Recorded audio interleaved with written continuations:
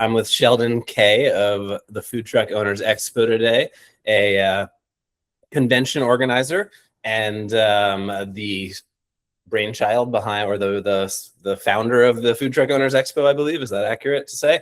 It was your idea? Yeah, it was mine. And the funny story between that is my one of my best friends and I were drinking at 3 a.m.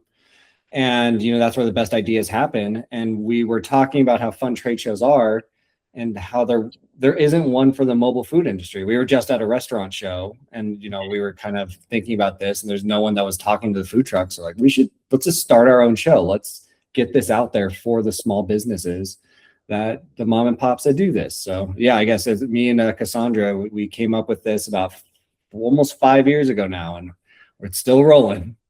Yeah, I think it's a really great idea for food entrepreneurs, having had a brick and mortar first and then a food truck later. I had my first restaurant in 2004. It was a small lunch counter in downtown Pittsburgh, and we did all right. And as we were growing, the food truck was a big step for me. It was kind of a moving billboard. I know some younger entrepreneurs maybe start with the food truck because it's a lower upfront cost, and that's all true. But in my case, like, food trucks weren't really a thing where I lived until 5 or 6 years into my business career. But I went to the NRA show, not the rifle show, but the National Restaurant Association show in Chicago in 2012, a year before opening my first bar and restaurant. And it was really informative, but it's overlap, obviously, but a very different game than the food truck scene, having done both. So I think you've really found a niche in the market to be able to serve. So tell me a little bit about your convention work prior to FTO, how long you've been doing that, your background in shows, and then we'll get more into the food side of things again. Yeah, sure. So I've been doing this 18 years now. I started with the company I'm still with right out of college. I was actually the IT intern at the time. So I was very introverted. I actually had a job lined up at Microsoft and just kind of fell into this trade show world. I fell in love with it. And I started with the company really growing outside the IT world when I took over our show line called Mobile Tech Expo. It has nothing to do with mobile technology. It's just a very old show that's actually for mobile automotive technicians. So that's like car detailers, PDR, which is paintless dent repair. So if you get like hail damage or a door ding, they come and take it out. So we run that show for about 5,000 people in Orlando every year, and I've done my own spinoffs. But one of the most fun things about that show is we rent cars and we put dents in them. Like, we beat these cars up, and then people from all over the world come to compete to take the dents out in what we call the Dent Olympics. Oh, that's fascinating. Then we return the cars, and you would never know. So it's the biggest thing about that show that spun off for FTO was these guys are really good at their craft. It's all mom and pops. They're really good at taking dents out or detailing your car. They're awful at running a business. So a lot of the education we do at the show is all small business oriented for, the marketing, the taxes, the boring stuff that you don't want to do, but you have to. And then how do you grow? How do you get your website maintained? So all they want to do is fix dents. They don't want to deal with the bookkeeping and all that. But when you're just a 1-man or 2-man show, that you have to. Yeah, so similar to truck operators, right? Exactly. So that's what Cassandra and I were talking. The overlap in this is insane. Like, we know so many great business speakers and the accountants, and of course, every industry has their own intricacies. We realized we could kind of replicate the model we already knew in our bread and butter being trade show producers.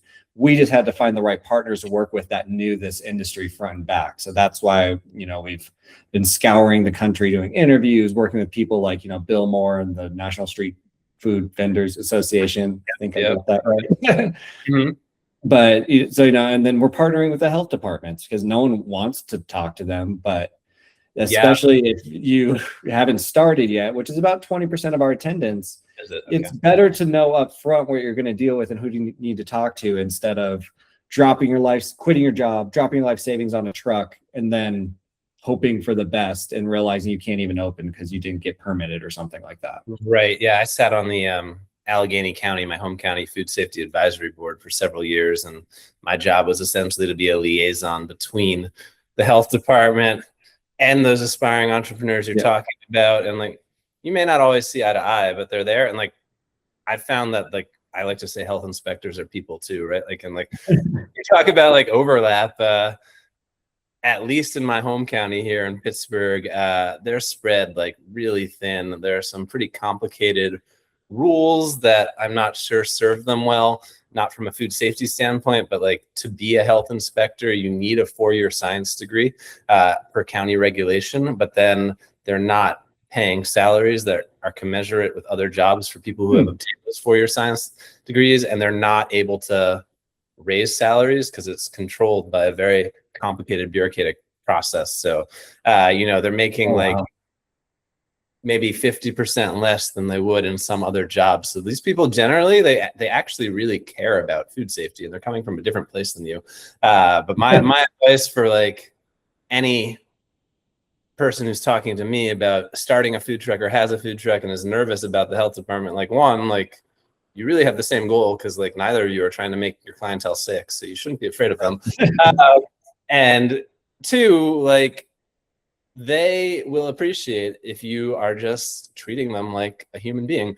I think everyone at a basic level, right, likes to be treated like a human. You don't need to be scared, and you don't need to like yell at them, but just talk to them. And I remember this one guy, he would come on the truck all the time, and then if I was short of staff, he'd be like so empathetic because he was relating, because they were constantly short of staff, and he'd just be like, oh, we're all in the same boat. And I'm not saying that the goal is to distract the health inspector, but truly half the time like get off and not even inspect me, because we had just had like a nice conversation as people. And I had a good track record. I'd been around. It's the fly-by-night operators and the ones that are trying to like avoid the health department entirely, that I'm much more worried about. And they want, I know in my county there's been a lot of initiatives too with ESL, English as a second language entrepreneurs, being able to speak to them in their native language, and like they're really making an effort. And generally they're really appreciative when you come to them. What you said, there's something in my county, and I assume it's very similar in most places, it's called a plan review checklist, and you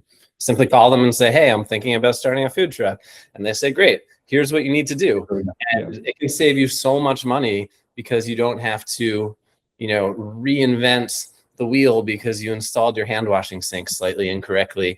And a lot of the professional food truck builders will guarantee health department approval, but there are a lot of people who are doing it on a DIY level. And I never built my own food truck from scratch, but I can say that I learned a ton about like how to be handy because I had a food truck, because you have to problem solve. And I did some repairs myself, and like I always felt a little inferior just because my dad is an electrical engineer and I'm not, right? Like I have a business degree, and he understood circuitry. My grandfather was a carpenter who built every house he ever lived in with his bare hands. And like, I can't imagine doing those things. So I never thought of myself as handy, but like being in the food truck industry for a long time, I became a lot more handy, and I'm a lot more confident with like even home repairs now, which is a cool side effect of it. I mean, it's funny when, you're in a crisis for your business, and it's either I'm going to find some way to fix this or I don't operate today.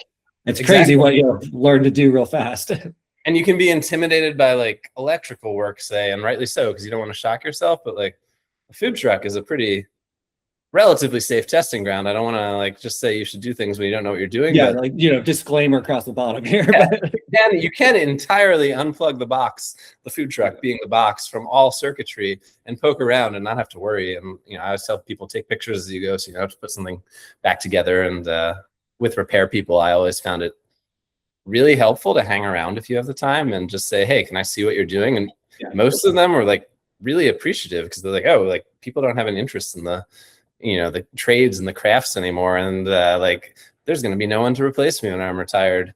And they're so excited to just show some random person like what they're doing, and then you learn in the process. So I think that's kind of the entrepreneurial way. But getting back to you, the food truck show, you mentioned the car dent show, are those your two primary ones? How many shows are in your stable right now? We do up to about 12 a year or so. Anywhere from, like, we just got back from Vegas running one for about 100 people, all the way up to one in Nashville where it's about 100,000. So we are all over the scale. And yeah, our bread and butter is actually working with associations and managing the trade show for them. Mm-hmm. So like a good example is NCA, which is the National Confectioners Association. So they represent candy companies. So they lobby, they fight against sugar laws and all that kind of stuff. And then they have a trade show called Sweets and Snacks Expo. So while they're great at lobbying for the constituents and everything, their core is not producing trade shows. So they hire that for us to help manage the sales process, the logistics of getting stuff on site, the contracts, the building, that kind of stuff. So that's pretty much a good half of our company. And then everything under me is what the shows we actually own and build ourselves. Okay. So that would be the Mobile Tech, PDR Expo, FTO Expo, Detail Intensive, blah, blah, blah. So I see. And in the few years you've been doing the food truck show, have you seen an increase in interest? I know it moves around. So like, are you getting a pretty steady attendance? Does it vary? Is the word spreading? It's been pretty steady. Houston was our very first one, which was our smallest, just because it was a brand new. Starting an event from scratch is incredibly difficult. You don't have a database of anybody. Right. So, Cassandra and I knocking on doors, trying to get sales. And of course they're asking, Cisco would ask us, well, how many people came last year? Well, it's our first time, but we do this for a living. So we have hopefully some truck, but it's taken a while to get through those phone trees and whatnot. And then also when we started talking to food truck owners, we would say convention or expo, and they would immediately think it's a festival. So they were thinking like, I don't do festivals anymore. Like, no, this is actually like, leave your truck at home. We don't want you to bring your truck. Please, like, come and learn to do better. And that education alone took us on almost a full year before we really started marketing the show itself. For a while, it was just an education thing of what this is. That's some interesting messaging you have to work around, I'm sure. Because a lot of people don't like festival organizers, let me tell you. Well, there are a lot of shady festival organizers. They can be great, but they will take you for a ride if you don't know what you're doing in the food truck industry, and they will, charge like $1,000 for you to show up, and then want 20% of your sales. And I'm not exaggerating. It's some of the most extreme ones, but then when you do the math, like it's impossible to make money. So a lot of people in this industry have learned that lesson the hard way, unfortunately. Right. And that's where we started seeing some of this new education we're putting out. Like, all right, so you want to do festivals, great. Like, here's almost a checklist. Like, ask these questions. How many other trucks will be there? Because they'll be like, oh, we're gonna have 100,000 people. Well, great. You're not going to see 1% of those if there's 50 other trucks signed up. Right. Right. And then there's a question of how many people can you realistically serve in an hour? So, you've got to be prepared to be at your best and do maximum volume to make it worthwhile. And sometimes a smaller event can actually be significantly profitable, especially if people are willing to pay a premium. I did a lot of movie sets in my career when there was filming around Pittsburgh, and those were great because they'd guarantee you like a certain number of people that you were feeding, and you would just pick a fixed price, and usually like half that number of people actually showed up to eat. So you were making quite a lot of extra money on your cost of goods sold side. You were just really low, and things like that to think through. So how did you bridge that message so people started to understand that you're not actually trying to get them to serve food at your festival or convention? Is that why you use the word expo? Is that? Yeah, it's definitely why we use the word expo. And then we were able to steal some photos from my other events in more of a classroom setting, so that we can show people, you're sitting and learning. And then that's where we started partnering with Bill Moore, even before he started the new association, to do some webinars and whatnot to kind of give him a taste of the topics we would be covering in person at the expo. But then it's one of those too. It's hard if you've never been, you don't know the value of the networking that happens. Because I go to trade shows and stuff all the time for different things. And yes, I'll go see vendors and I'll go to classes, but it's really the networking that happens afterwards and those like couple key people you meet that can completely change your business. Yeah, I'm really interested in this topic just because, Bill really knows his stuff. I have a lot of respect for him, but also my own journey with my food truck course and, losing my sister. And like, I know the information I have could really help people. I know that it could save them some pain because I went through these lessons, and figuring out how to get people to just be open to checking out this information is a challenge. And I like, once they do, like, I'm really not trying to take them for a ride. And like, for me, it's a sunk cost. I've already made this course, and it was something that like I was saying to you before we were recording, was a sense of purpose when I was going through a very difficult time.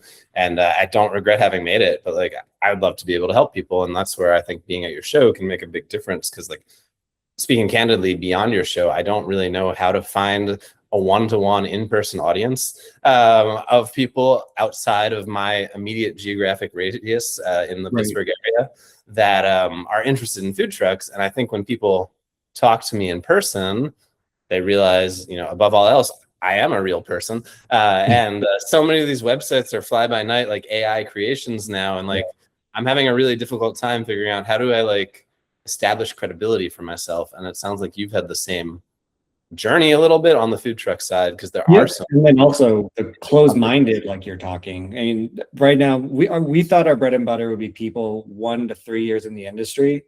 And we're finding those are actually the most closed-minded, that they've got it, it's working. They've made it past that year mark. They haven't failed.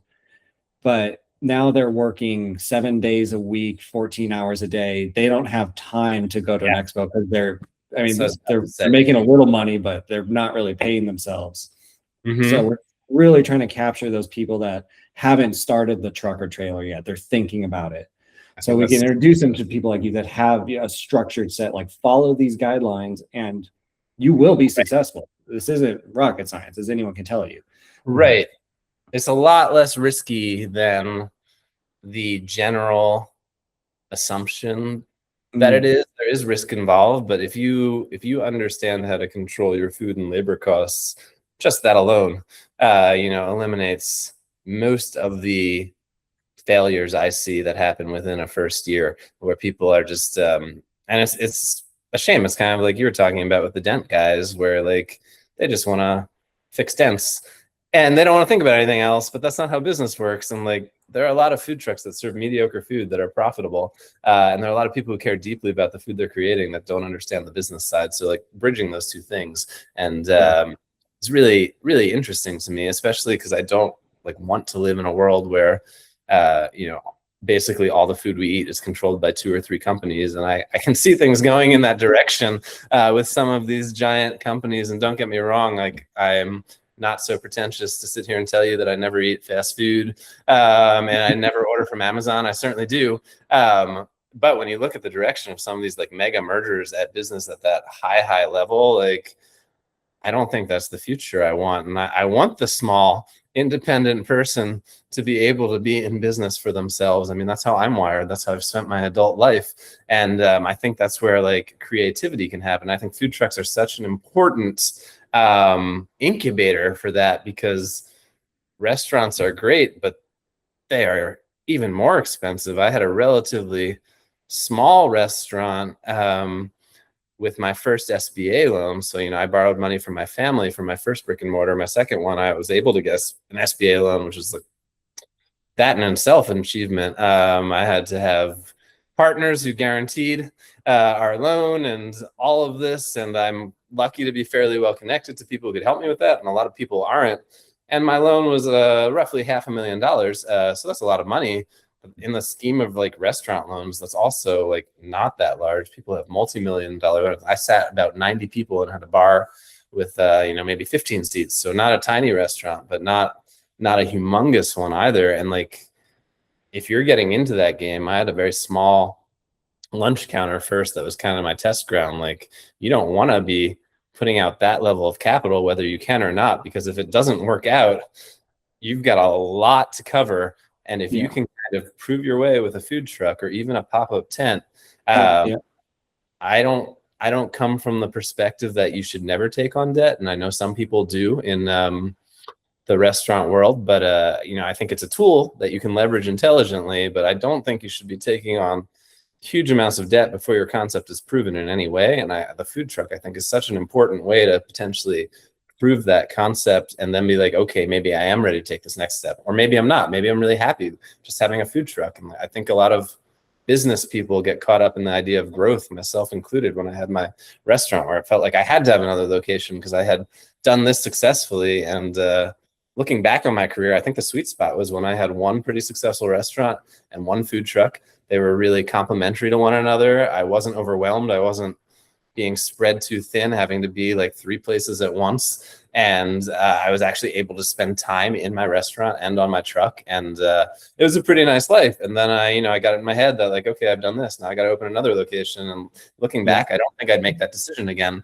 However, not everyone is me, and of course, like maybe you are someone who wants to open another outlet and another outlet, but like I think we get a lot of pressure to do that. And maybe you can even relate in the trade show thing, but like if you have something that's working and you're having fun, like isn't that what it's all about? Like ultimately, if you're in business and you're not having fun, why are you doing it? Is another thing I tell a lot of people. So yeah, no, if my CEO ever listens to this, he'll laugh because he always asks, okay, what's next? What do you got cooking? Like what's next big idea we're gonna work with?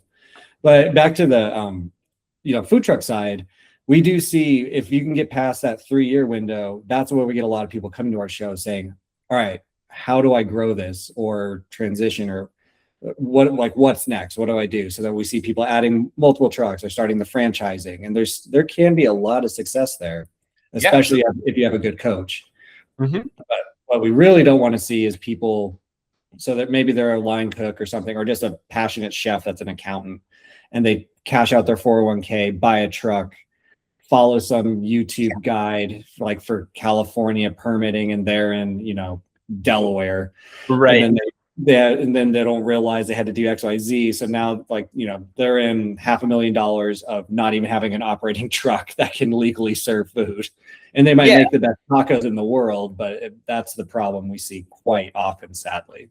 So you guys, in my opinion, are a really important vetting process for finding reputable people who know what they're talking about. And the first convention I attended was a year ago in Las Vegas, and I just went as a regular person, even though I'd sold my business, just to kind of see if I thought it would be a good fit for what I'm doing, and if the ethos kind of matched my opinions about how things should be taught. And it was a good fit, but I was just really impressed by the sincerity of the vendors who are already there. And it would have been so useful for me when I was starting my truck. So like, I am a little different than I think what you think of now as, like we were talking about, even myself was talking about how people can get started with a truck. But because there were no food trucks in Pittsburgh when I finished college and I opened this restaurant in 2004, my first 4-5 years of business were just this lunch counter I mentioned downtown. And the food truck for me was this like springboard where I was having a hard time getting my name out there. So I had a very unique location because it's what I could afford, getting back to not spending a lot of money. So I was in the back of a Gothic cathedral. My business was called Hot Dogma. We sold hot dogs. I got threatened with a lawsuit by a place in Miami, Florida. I had to change my name. I became Franctuary, and like people would hear about it, but we didn't have a direct entrance, and we were only open for lunch because that's when it was this converted church bookstore. That's when we were allowed to be open. So I didn't have a lot of autonomy, and like we were a functional business. And I think a lot of people with food trucks can relate because like we weren't going under. We were modestly profitable, but I was only open 4 hours a day, 5 days a week. So I wasn't making enough to make a living, but I also could have done it in perpetuity as long as I had enough other side hustles. So I was like an SAT tutor for Kaplan. I was handing out like newspapers outside Pittsburgh sporting events, like just anything to make a couple extra dollars in my spare time. And then I had the idea of getting a food truck, my business partner and I, and we didn't have the money to do it on our own, but it was way easier to borrow money because we're talking about like a $40,000 truck instead of a $500,000 restaurant. And like we found one. At the time, there weren't many Pittsburgh fabricators, so it was back in New Jersey where I grew up, a company called Vending Trucks. I think they may have changed their name since then. But they had a truck on the lot that had been repoed from some other operator, and they're like, we'll tell you what, we'll sell this to you 50% down, no interest payments for 2 years. It's yours. We bought it. I borrowed $10,000 from a friend. We put $10,000 in ourselves, and that got me going. What I found, it was a moving billboard. Like it was quite literally probably the smartest business decision I made in the time that I had my company, because it went from like, oh, I've never heard of your place. That's weird. You're in the back of the church, to like, oh, I've heard about you guys. That's really interesting. You have an interesting story. And then we would start to get like opportunities to do stuff off site. And that is how I ended up being able to get an SBA loan. but I made so many mistakes along the way. My engine failed also within like 5 months of acquiring it, and I had to borrow more money, but still way less money than if I had had a restaurant. And fast forward to my second food truck, even when I knew what I was doing, I got sold on this idea of having a digital display, and I love the idea, but direct sunlight was a big problem. It stopped working really quickly.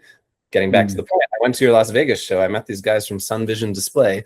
They are another podcast interview of mine.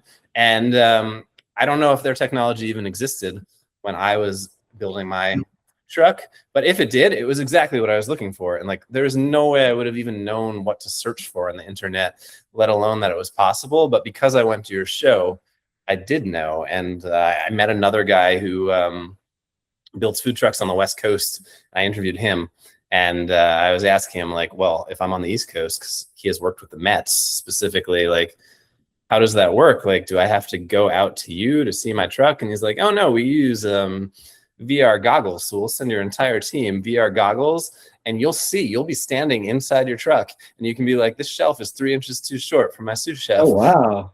Or 3 inches too high. Like, save on the ergonomics of, spending hours and hours in there for years. And like, over the time, that can like make a big difference for your back. And like, these are things I never would have thought of.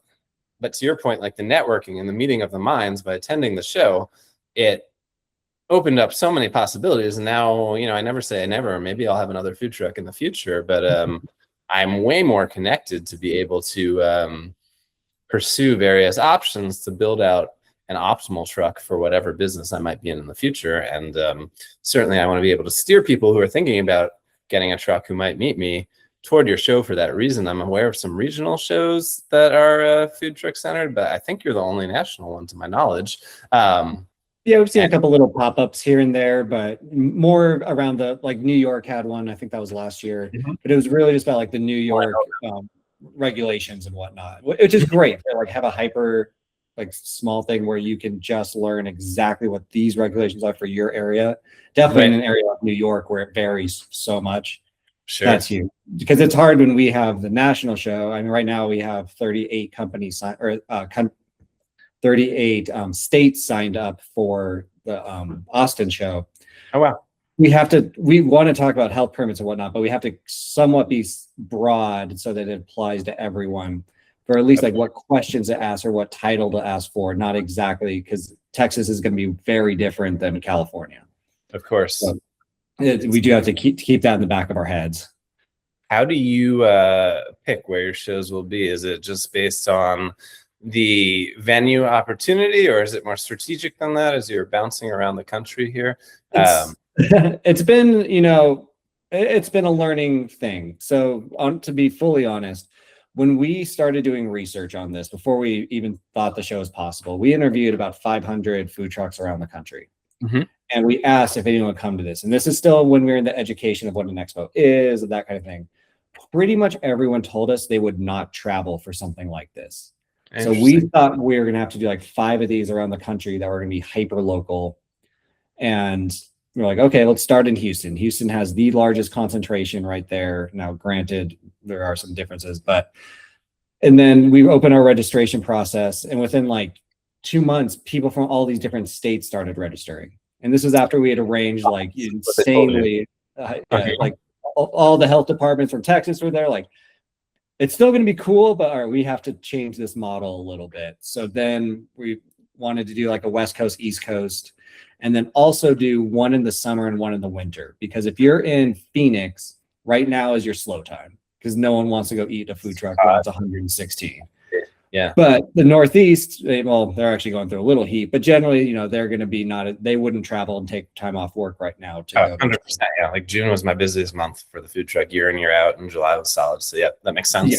So we wanted to do like one hot, one cold area. And then like, we did Orlando, which has still been our biggest one. And because that works for everyone. And also people like to piggyback a little vacation on it. We're down with the mouse and the, Universal and all of them. As an exhibitor, I'm pretty excited to be going to Austin because I've never been. I've heard a lot specifically about the food truck scene.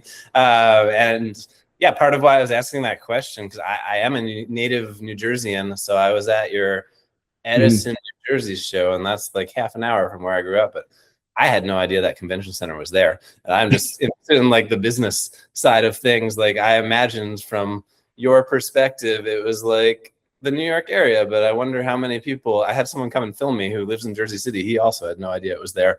We want to be in the Northeast. I mean, we know how many carts and trucks and trailers are up there, and concentrated, but to have an expo in like New York proper is so expensive, so union annoying. That's kind of what I thought. So I appreciate you answering that question. I was just curious, but then like, cause it looks like in Austin, like it's on the main drag from what people are telling me, like what I should do when it's not convention hours. I feel like my hotel is right there. Yeah. It's like in the heart. We got lucky with this one. So the Palmer Event Center is a convention center within Austin. It's their smaller one that fits us just perfect. Nice. They had a very large, very nice convention center. And generally in the convention world, if you're going to remodel, which they all do, you do it in phases. They went the route of blowing the damn thing up, like leveled it. So they just completely knocked out all business tourism for 8 years. Wow. So when we told them we were going to bring a show in the summer, which is already their slow time, on a Monday, Tuesday, Wednesday, which is the worst time of the week, like for business, they're like, that's why we got good rates. We got good hotel. They begged us to come. They're helping us market. So sometimes, I mean, food truck owners, they like the Tuesday, Wednesday because that's their slowest time. That's the best time for a food truck. Yeah, I was just going to say that. You said that. That makes a lot of sense. I'd have a much harder time if I were an active operator leaving on a Saturday because that's my big opportunity, right? Like I had minimums and they were dynamic, and my Saturday minimums were always higher because I knew that I was going to have some sort of big opportunity most days of my peak season on the weekend. But like a Monday, you know, I might go out for like a third of what I'd do on a Saturday as long as I'm making some money. So yeah, that's smart. You've really thought through. We try to make it best for everyone. And honestly, we'd rather do Monday, Tuesday for show days and Sunday setup. But a lot of places, like if we still have to hire electricians to set the power and all that, many places across the country do double time on Sundays. So it's just not economical to. That makes sense too. Yeah. And the convention center in New Jersey was a perfectly nice convention center. It was just fascinating to me because I grew up so close. I just had no idea. And it's kind of sandwiched between multiple highways. So it's probably actually, once you know how to get there, relatively convenient for both New York and Philly. But you know, I had to learn about it through you guys, even though I spent my entire childhood there. And well, I think it used to be a Kmart up until somewhat recently. Okay, good to know. So for the upcoming convention, are there any new vendors you have coming for the first time that you're excited about, that you're aware of, or has anyone been there for every single convention as a vendor? Ooh, that's a good one. I wasn't expecting that. Let me see. Questions? There will definitely, I think AI Power has been there every time. Custom Trailer Pros has been with us since the beginning. Dedicated Fire Supply, Easy Eats, but First Nationwide Payments, Food Magnet, Fuego, I think. But this, I think, I believe we're at about 60 vendors now, which is 10 higher than last time. So we're definitely growing that side of things. Cisco is coming for the first time, which is interesting. That is interesting. So they acquired Restaurant Depot and now want to show that they can work with the lower orders. I worked with Cisco for a long time in Pittsburgh, so I'll be interested to talk to them. So I've heard mixed reviews of experiences with all those broadliners. I think it depends on your local market. The Pittsburgh Cisco people were actually really solid, and they started this program that maybe it was a pilot. I don't know if it caught on. I don't know if they still do it, but they had no minimums for my restaurant, and they were working with a network of local farms. So I was able to get like really fresh local food that wasn't part of like the ginormous food agribusiness production line. And like I never would have guessed. They came to me, and like I was very skeptical because it was well into my career and I had some idea of what I was doing, and like they actually delivered on it. There's a really well-known farm around the world, actually, in Western Pennsylvania called Jameson. They do lamb, and there's a chef.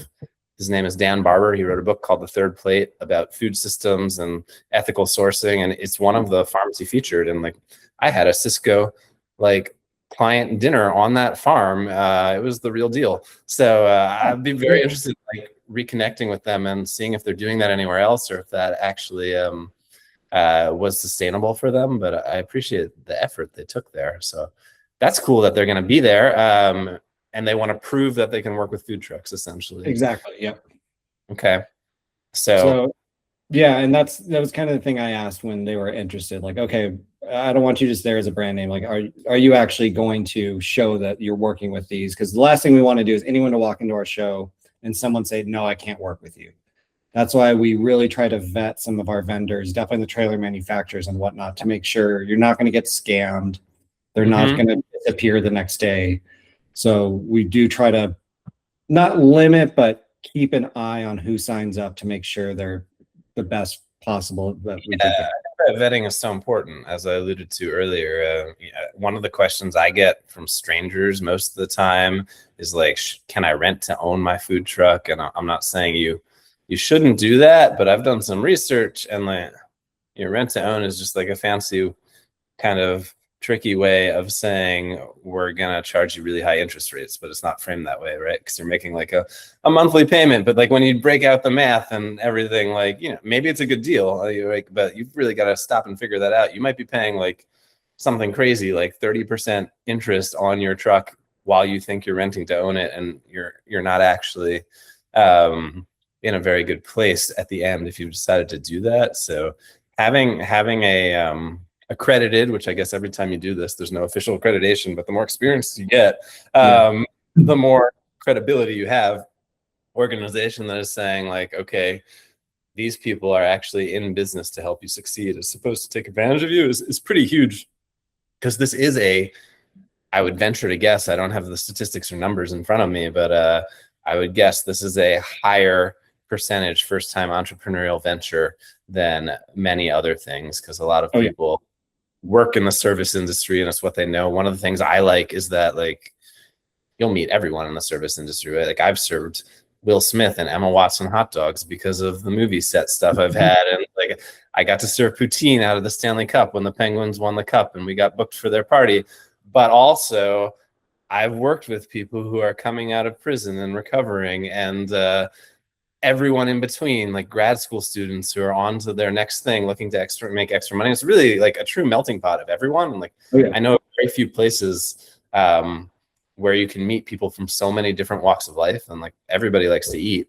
So I think a lot of people who have a business idea are often thinking like, oh, I like to eat, I'm going to do this. And then like, you want to help them succeed, but it's also potentially easy pickings to take advantage of them because they're coming in. Like the rent to own was a great example, because we actually have a company called Rent to Own at the show, and they've been with us. Actually, I think they were the very first company to ever sign up with us, and we've been out to their facility, chatted with them off. Like, they're great. There's another company which I'll never name names or bash, but I absolutely will not let them in the show because I've seen how predatory they are and how they just scam people with numbers. It's amazing what you can make look like a good deal, and you're owned by them for life. Exactly. So that's a really valuable function you're serving for this community, and I applaud you for that. It's interesting for the like restaurant owners. So we were just at the Texas Restaurant Show, and we were talking to brick and mortars about, have you thought about adding catering or essentially a mobile billboard like you're talking about? And so many of them, even though they've built brick and mortars, maybe one or two or more, they don't even know, like, no, mobile sounds complicated. I don't know where to start with that. Yeah, that's interesting. Like for me, I think it depends on your personality. I don't think there's a right or wrong answer, but having had both, like I love the food truck because I got to go to new things all the time. So I wasn't in the same like workplace every single day. Like there's so many weird, fun events I got to go to that I never would have had any idea were happening right under my nose had I not had a food truck. Because like another thing I think I can really help with in my course, and not to talk too much about myself, but like the booking, right? Like that's another big problem people run into. And I know there's some AI solutions that like weren't really around when I was doing this, and they're fascinating. But the people get their truck, they have a solid business plan. Like another pain point is like, okay, like now how do I actually get to people who want to eat? And there's a lot you can do, but if you do it right, you get to a point where you get more inquiries than you almost have time to respond to, which is where maybe AI can help. And you need to vet those inquiries to make sure you're going to the best ones. But that's the goal, right? Like in the beginning, you have to kind of pound the pavement, much like you did with the food truck show, and convince people that you deserve a chance, and maybe you'll serve anywhere. But like, as you build that reputation, you want people coming to you and say, hey, could you come to this? And one of the tips I always give people, which is really easy to overlook, but it makes your life so much easier. Just like, if you have a good event, be proactive with them and say, hey, we'd love to come back next year. Figure out like when that event's going to be and get it on your calendar, because you're doing them a big favor. If they liked working with you, they've stress taken off their plate, right? They already have a vendor locked in that they know is going to show up. You've got a great event on your calendar that, so you don't have to worry about filling that date. So like when my food truck was in its peak season, probably, I'd say like 80% of my calendar was filled before February. And I'm someone who is down most of winter. Sometimes I'd do events in winter. And then I would just fill in the gaps on the dates I did have open. And the longer I did it, the more recurring events I found. And some other people, operate from the same place every day. And that's a whole other business model. But if you're going to be a truly moving truck going to different places, like there are things you can do to kind of build that business and take things off your plate. You talked about that first 1 to 3 years, how people aren't signing up, probably because they don't have that process established yet. And they're just so busy because they have to do everything. But like, eventually you figure out like, okay, I can come to these people every year. And now I don't have to work as hard filling my calendar, because like 3/4 of my calendar is already filled. And the catering gigs they're hard to beat. Definitely, you know how much money you're getting that day. Just to have that stress taken out helps everything budgeting wise. Yeah, planning. exactly right. And that's stuff I think people just, myself included, don't really think about until they're already in the business, right?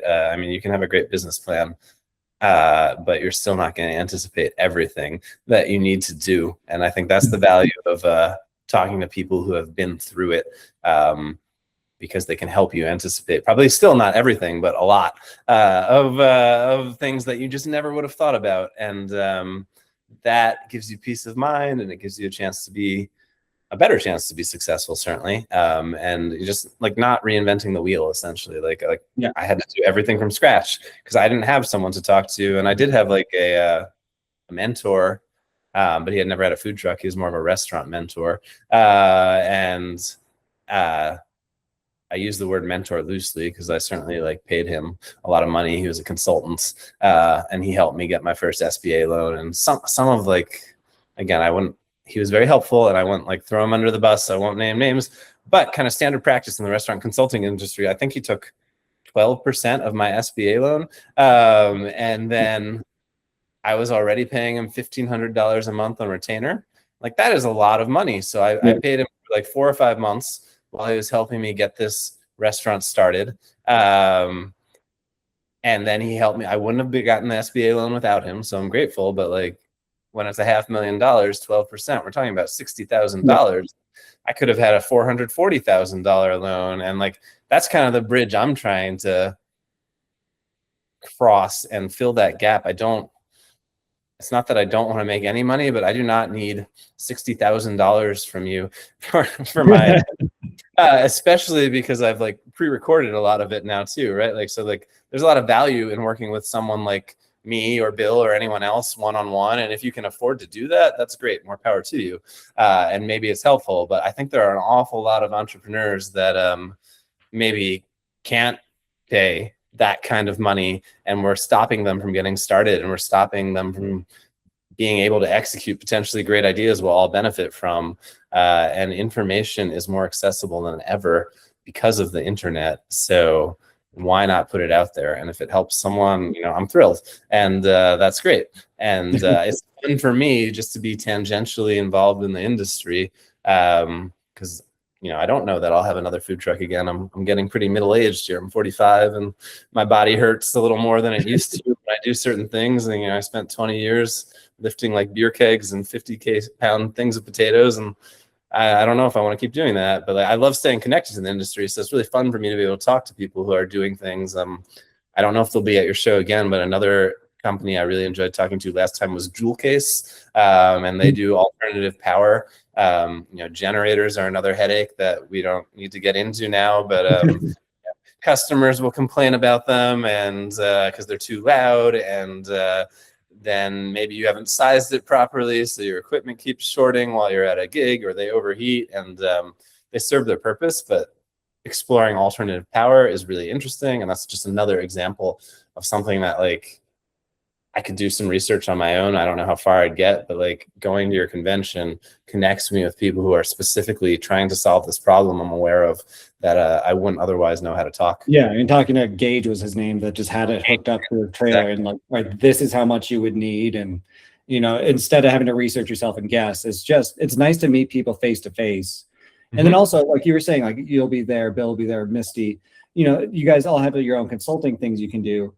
It's better to meet someone, make sure you vibe, because Absolutely. if I'm going to pay you, like I want to make sure we get along and we're on the same page, rather than just pick someone online that I've never met or anything like that. And one of the coolest success stories we have from the show, I think it was in Vegas, wherever, he came up to us at the end. He's like, "This was a great show. This is not at all for me. You just saved me so much money. I cannot be a food truck owner." I was about to dump all this cash into a trailer, and I watched all these, like, nope, I'm going to go down the brick and mortar path. So thank you for saving me at least a wasted investment. Yeah, like, it's cool. Like, he's not going to come back to the show, but at least, you know, he spent his $100 and now he knows he's going to go down a different route. So it's cool to actually see people listen and make sure they know it's genuine. Yeah, that makes a ton of sense. And then just coming back to full circle to like something you said at the very beginning, you mentioned at the start of your career, you were very introverted, which kind of implies that maybe you don't feel like you are anymore. Do you feel like being in the expo business has made you less introverted? And I ask only because my restaurant experience, very similar. I was pretty introverted, but now I talk to people all the time. So tell me about that. Yes, I mean, just having to knock on doors, having to pick up the phone and call people, because, you know, I still prefer to text people, but it's, you know, that's just the world we live in. So I get to meet people from I do about 200 flights a year. So I get to meet people all over the country and world.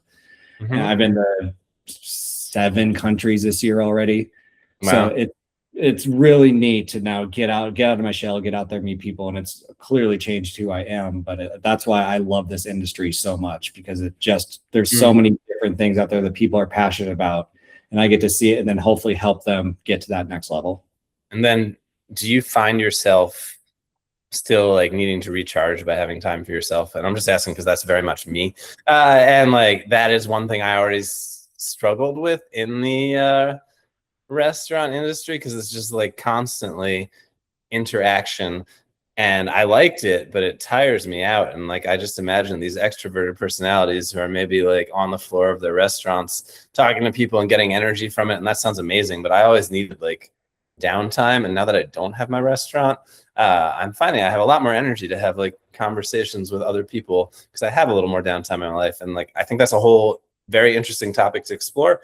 Introverted restaurant and food truck operators or aspiring operators that I never thought about till you mentioned that today. Because like, I'm very glad I did it, and I would do it over again if I could, but I do need to take care of myself in a way that maybe an extrovert doesn't. And I need like some, if not a day, like hours to myself every now and then, just to be able to feel like I have the energy to keep going. So I'm curious if you feel the same way in the trade show. Absolutely. So it's really funny. So I'm an only child, and Cassandra, who I mentioned, who's the co-show manager of FTO, she's an only child as well. So we'll travel together, do these events, have to smile all day and laugh with people. And then you'll go like, you want to grab dinner or something? Nope. Like, we're both like, go to our rooms and like, be alone. That's great. So what countries have you been to this year? This year, went to Germany. So I was flew into Frankfurt. Actually, funny story here. The show I was going to was actually north of Frankfurt, about an 1.5-hour train ride. And it was my first time there. I wasn't really familiar with the train system. There's a group of us. One guy claims he's done this before. So we get on the wrong train or right train platform too early or whatever. And we go south like 4 hours to like Swicker. 4 hours. Yeah, because more like U-turn, like pull over. Yeah. Nonstop. So then we had to go all the way back then up to that show. So that was in a really cool, very small part of Germany. A couple of weeks later, I was in Italy for a while in Milan, right after the Olympics. So that was neat. And then did Paris, England, What am I missing? Maybe that's it. All for trade show purposes. Mostly trade show, yeah. And So- my biggest thing is, I mean, we travel so much. I will always try and have fun no matter where I'm going. It doesn't matter. I love speakeasies. That's my jam. So Nice. I'll always try to find a speakeasy or a local bar. I'll never eat a chain while I travel. I'll always try to find something local to. Yeah, my wife is a flight attendant. I may have mentioned that before. So I've been able to travel a good bit, and I always eat street food wherever I travel. So similar, but I was curious about your travels as it relates to trade shows. Do you think there's potentially a market for the Food Truck Expo outside of the United States? Or do you think food trucks are pretty much an American market that you want to explore? No, I really do. Now, is the problem, I'll be completely honest. I like even my automotive world. So we looked at starting a show even in England, and starting a show abroad is a huge lift. So instead, I've been partnering with these different automotive shows in, Germany, Paris, and Italy, and just realized none of us are competition. We can all work together. So there's already a couple of groups I'm talking to, South America and in UK area, to maybe see what we can do synergy wise in the future. But for now, we're food trucks. Yep. Yeah, I imagine Canada would be a relatively easy Canada is almost doable, but it's easier to partner with someone that's also passionate about it and just makes a lot of sense. And what you're saying, that brings me back to food trucks. Like a final thought from me about food trucks, something I really appreciated as I got into it is just how collaborative they are. Like we are in competition, but we do better when there are 3 or 4 of us in one place. It creates a critical mass of people, at least in my experience. And everyone has a better time. Everyone makes plenty of money. It's a better party. Whereas my experience with brick and mortars, not everyone, but there's much more of a mindset of like, we're not here to help, and we're like cutthroat, and like what's mine is mine, and we don't want to see you, the restaurant across the street, really do well. Maybe we don't wish you poorly, but we're certainly not like rooting for you. But with food trucks, I found that like most food trucks really want to see other food trucks succeed, and it's a really cool community. Like my favorite thing was always like food trading when there are multiple trucks in one place. So it's interesting to hear talk about conventions and how you're not really in competition with one another, and like you're just like-minded and you want to see things happen. And I feel like that's very much the food truck community as well. So a lot of parallels I'm seeing and talking to you. Yeah, I've definitely in like the Facebook groups and everything I monitor, you can see the collaboration and people helping each other. Like, oh man, my truck broke down. Does anyone have this part? Like, oh yeah, I keep one on, so I'll bring it over to you. It's double book.